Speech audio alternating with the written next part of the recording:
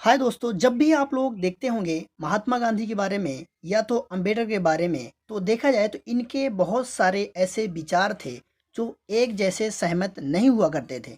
और आज हम पढ़ेंगे पंचायत के बारे में, जिसमें देखा जाए तो ये दोनों में से कौन सहमत था और कौन सहमत नहीं था। आखिर देखा जाए तो पंचायत को हमें ज़रूरत क्यों पड़ती थी और इस टाइम पे क्या हमें पंचायत की ज़रूरत है, या इसके क्या-क्या फ़ायदे हो रहे हैं और क्या-क्या नुकसान हो रहे हैं, इनके बारे में हम विस्तार से जानेंगे इस वीडियो में। तो आप बने रहिए, पंचायत के बारे में हम समझते हैं, बहुत ही विस्तार से समझेंगे। आई होप आपको इससे संबंधित कभी भी आपको कन्फ्यूजन नहीं होगा, और जब भी आपको अगर इससे संबंधित कोई भी क्वेश्चन पूछे जाते हैं तो आप आसानी से समझ पाएँगे। हम समझते हैं पंचायत के बारे में, आखिर पंचायत की ज़रूरत क्यों पड़ी? सबसे पहले देखा जाए तो पंचायत सबसे पहले सबसे पहले चोल डायनेस्टी में पंचायत को शुरू किया गया था सबसे पहले। तो यहाँ पे शुरू किया गया था, इसका स्थानीय लेवल यानी लोकल गवर्नमेंट के रूल हिसाब से इसे बनाया गया था। जो स्थानीय लोग वहाँ पर रूल करते थे, लोकल गवर्नमेंट यानी चलाते थे। अब देखा जाए तो ये चालुक्य डायनेस्टी के टाइम में चालू हुआ। अब समझते हैं पंचायत अगर जो सबसे पहले इंडिया में चालू करने वाला कौन था, तो लॉर्ड रिपन था।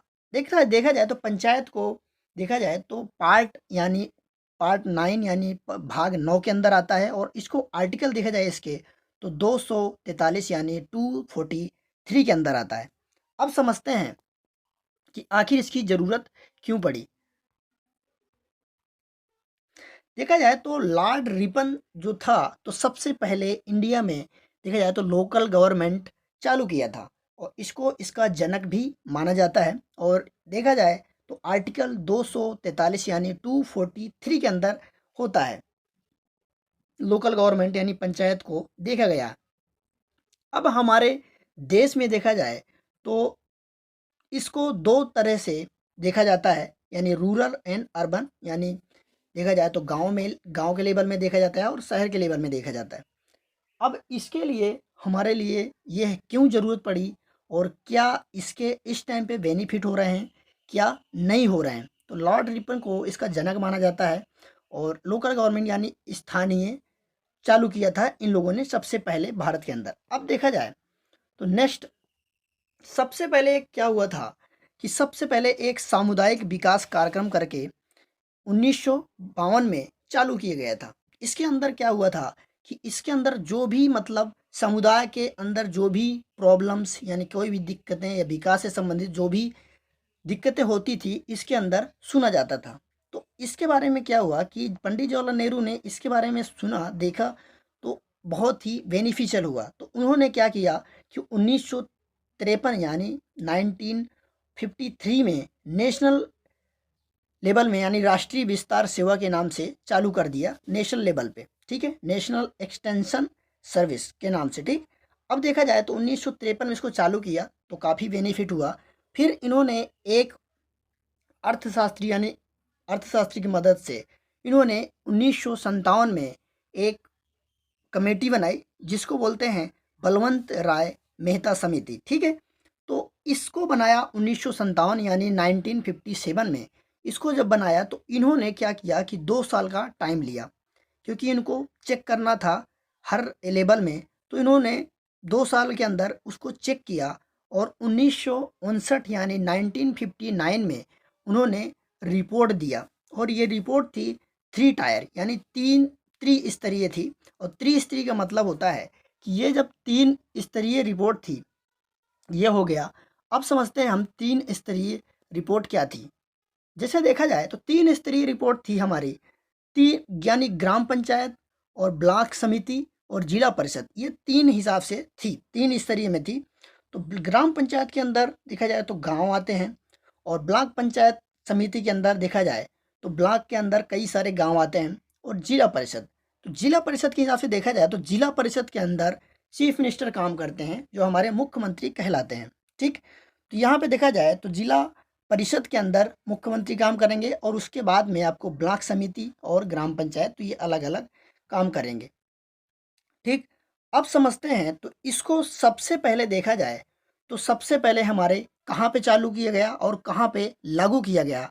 तो 1959 यानी 2 अक्टूबर 1959 में इसको चालू किया गया। कहाँ चालू किया गया? राजस्थान के नागौर डिस्ट्रिक्ट में। आपको पता ही होगा लोकेशन, फिर भी मैं बता देता हूँ। नागौर डिस्ट्रिक्ट ये है, ठीक। तो यहाँ पे चालू किया गया सबसे पहले। आखिर इसको 2 अक्टूबर के दिन ही क्यों चालू किया गया? तो आपको पता ही होगा कि 2 अक्टूबर को महात्मा गांधी का जन्म हुआ था। उसके मनाते हम लोग 2 अक्टूबर को महात्मा गांधी के बर्थडे मनाते हैं, ठीक। तो उसमें देखा जाए 2 अक्टूबर को हम लोगों ने इसको इसलिए चालू किया क्योंकि गांधी जी ही एक ऐसे व्यक्ति थे जो मतलब महान पुरुष से थे, जो पंचायत को मानते थे और वो एग्री करते थे, वो सहमत थे, वो कहते थे कि पंचायत को हमको लागू करना चाहिए। और दूसरा देखा जाए तो डॉक्टर भीमराव अंबेडकर इससे सहमत नहीं थे। इसको से क्यों सहमत नहीं थे, इसको हम बाद में अभी आगे समझेंगे। अब समझते हैं। तो सबसे पहले राजस्थान के नागौर में लागू किया गया। इसके बाद देखा जाए तो हैदराबाद में लागू किया गया और आगे हम समझेंगे। तो नेक्स्ट देखते हैं कि इसको लागू कर दिया गया।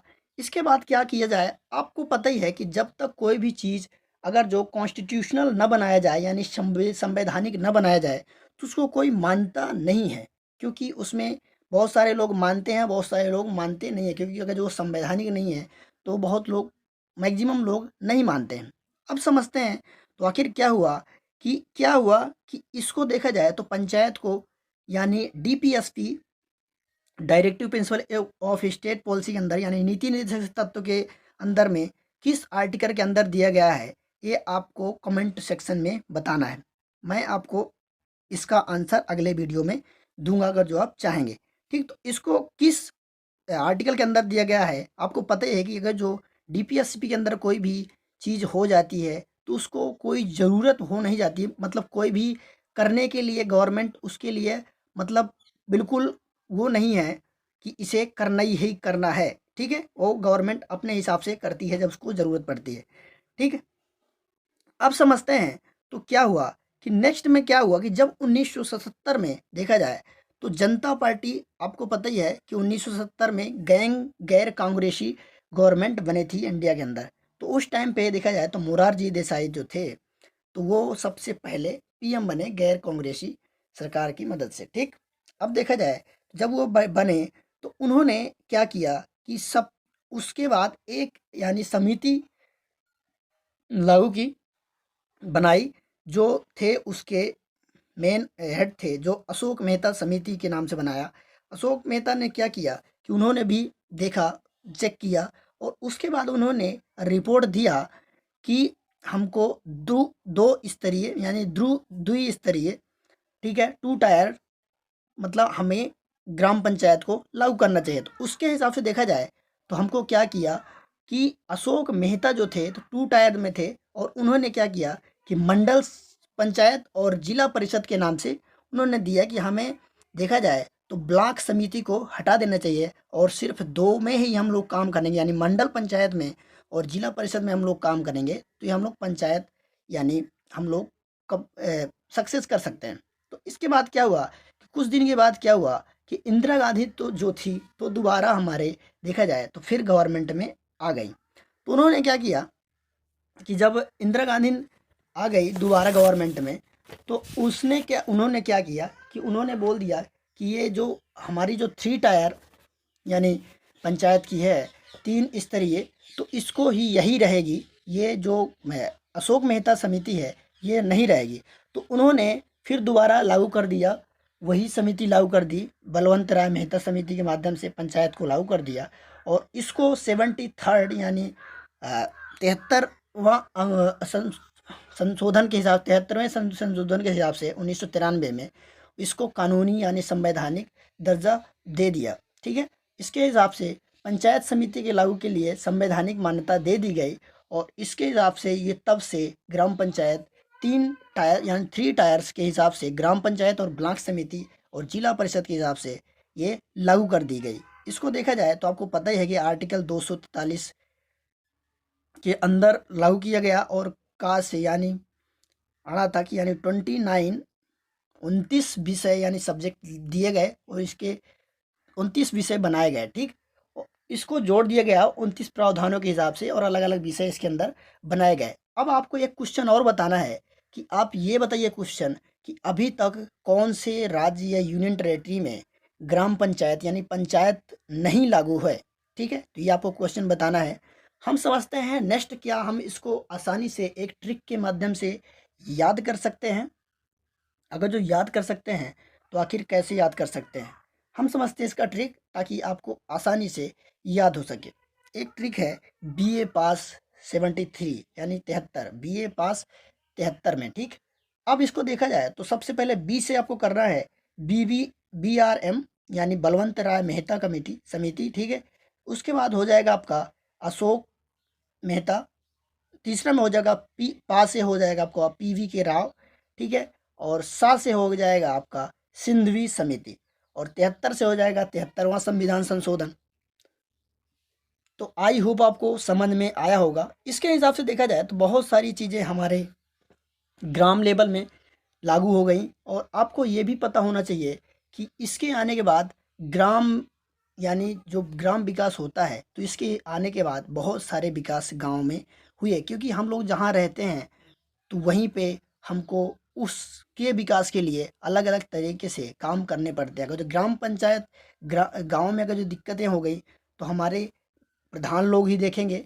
अब देखा जाए तो इसमें अलग अलग तरीके से मुखिया और ग्राम प्रधान में अंतर भी होता है, तो हम लोग समझेंगे नेक्स्ट वीडियो में। अगर जो आपको नेक्स्ट वीडियो चाहिए तो आप लोग कमेंट बॉक्स में ज़रूर बताएं, तो मैं आपको लाने की बहुत जल्दी कोशिश करूंगा। तो मिलते हैं नेक्स्ट वीडियो में, तब तक के लिए थैंक यू।